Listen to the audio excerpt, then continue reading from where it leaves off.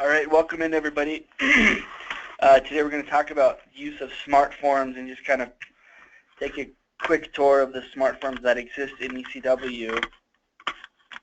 So smart forms, for everybody knows, they are kind of, I'll show you what they are. So they're located right here under SF, meaning smart form, in the upper left corner of your progress notes. If you hit this drop down, you have 7 options here of different smart forms that eCW has built in.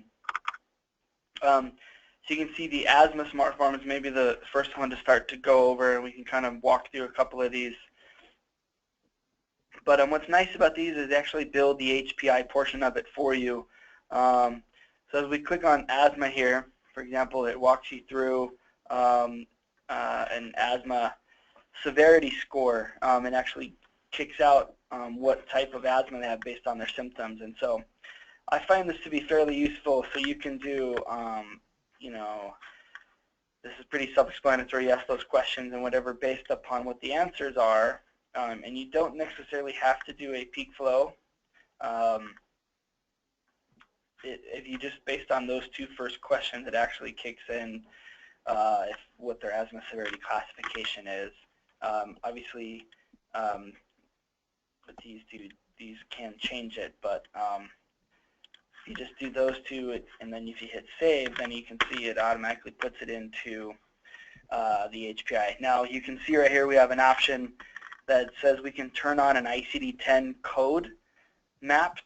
So when I punch in my asthma smart form information and it kicks out that it's mild persistent asthma, well, if we map this, we haven't turned it on yet, I believe it automatically puts in an ICD-10 diagnosis for the day of moderate or mild persistent asthma into my ICD-10. Would you guys think that that would be something that would be advantageous to have? Have you been using the asthma smart form, and do you feel like it is pretty accurate? Well, I think people would suggest that we map. I used the asthma smart form. I wasn't aware that it mapped. So I haven't. Yeah, that's a new feature. I just have discovered that in the past few weeks, actually. So when it says mild persistent asthma, I believe if we map it, it would automatically put in an assessment of mild persistent asthma. I'd have to play around with it, but that's what, when you run through it, it says, you know, do you want to, anyway, something to consider. The nice thing to know is that on your PHQ-2, if it's abnormal, it'll go to PHQ-9. You just noticed that, or yeah? I did notice that. Yeah, so if you hit yes and yes, then it you hit save. Up a 9, exactly. Up to the 9. Now that doesn't. Does that map also? Does that map at the bottom? I don't think that this one does. I haven't ever seen that. Let's go ahead and run through it. Make it a pretty severe diagnosis here. Number 3, Chris, you missed number 3. There we go. And that one. So score of 20, severe depression. If I hit save, I don't think this one maps to an ICD code.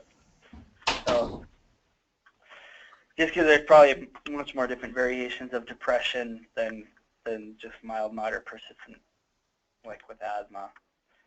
So it's nice because it puts it in the HPI for you. You can see those. Hopefully you're using the PHQ-9 and PHQ-2. Those are really powerful ones, I think.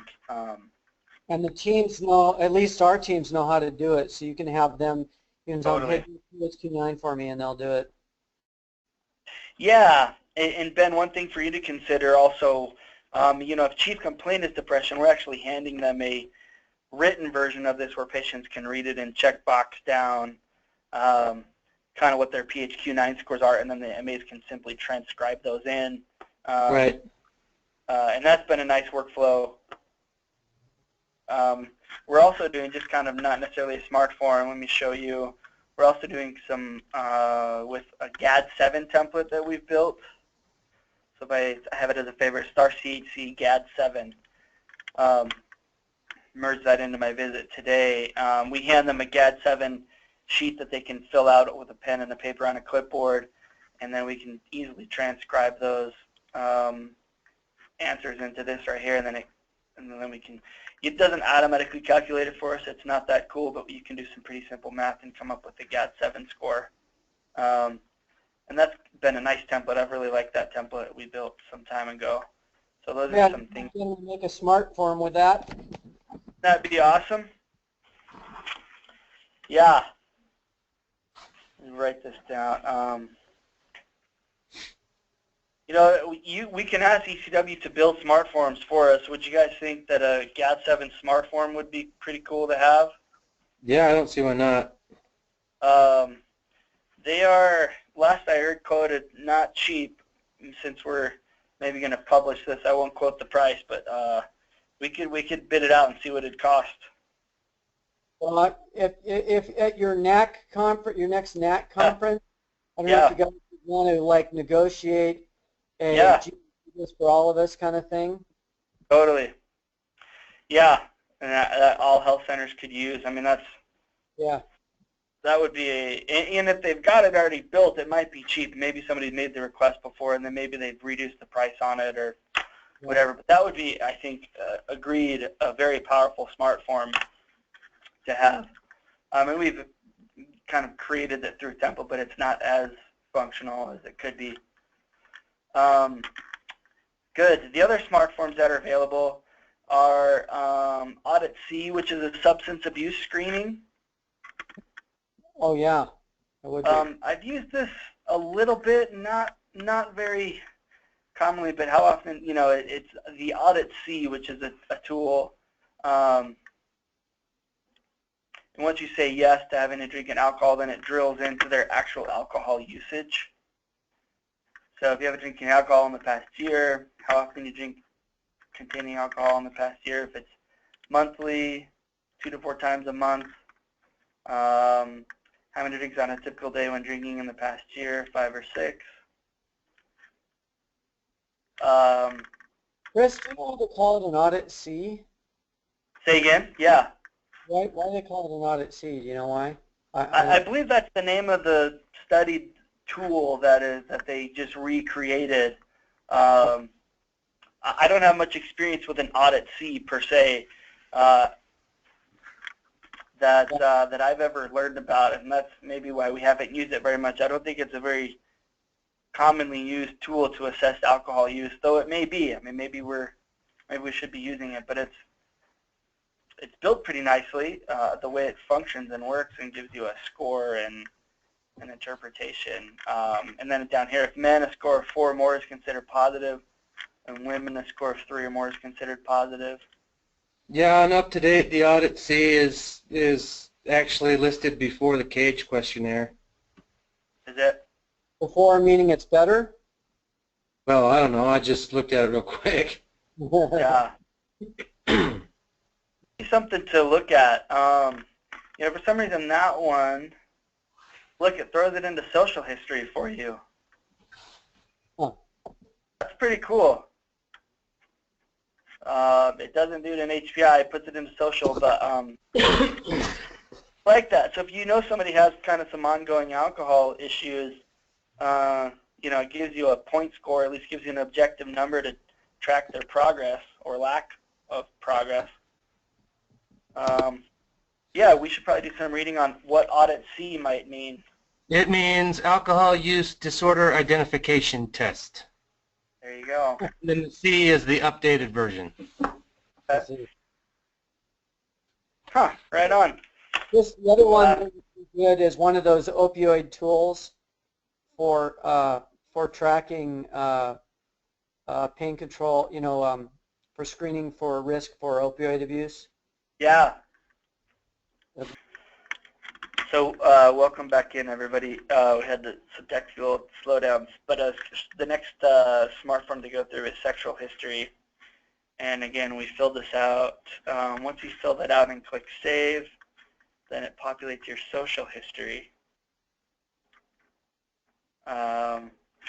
which is kind of a nice, more structured way to do it than the way that's built in eCW currently. And then tobacco control, which is a smart form that hopefully everybody knows and loves, and we're asking frequently. So if they're a current smoker, they smoke every day, how many cigarettes? So it kind of drills into, yeah, assesses even their readiness to quit. If they're using other types of tobacco, that you have the opportunity to document all that, and that's been updated actually.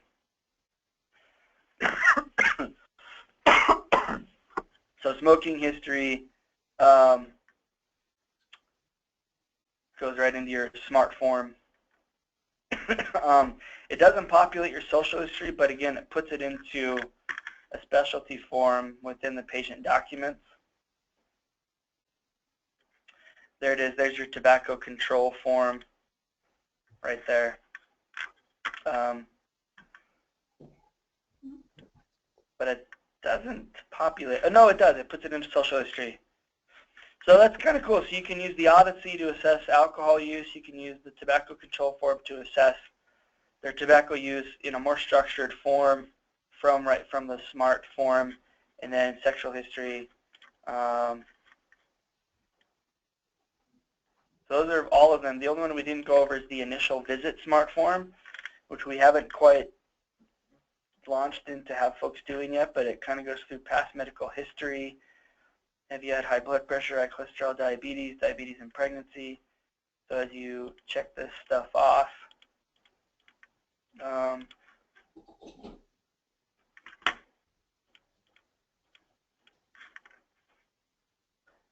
for our surgical history, hysterectomy, mastectomy, splenectomy. Save and next. Save and next. You've got it takes you right through tobacco control, which we already filled out. Save and next. Takes you right into their audit-c. Save and next. So the initial visit kind of takes you through all of this.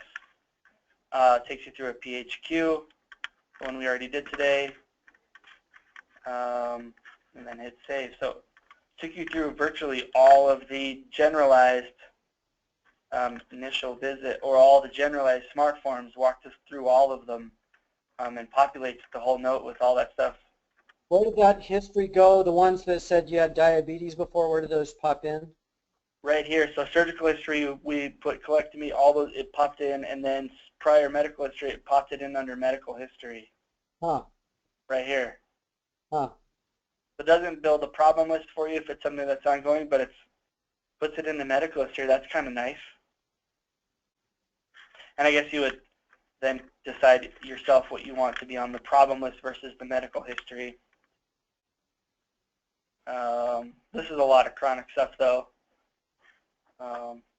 But you can, medical history is nice because it's modifiable. You can click in and put some further qualifiers on this stuff.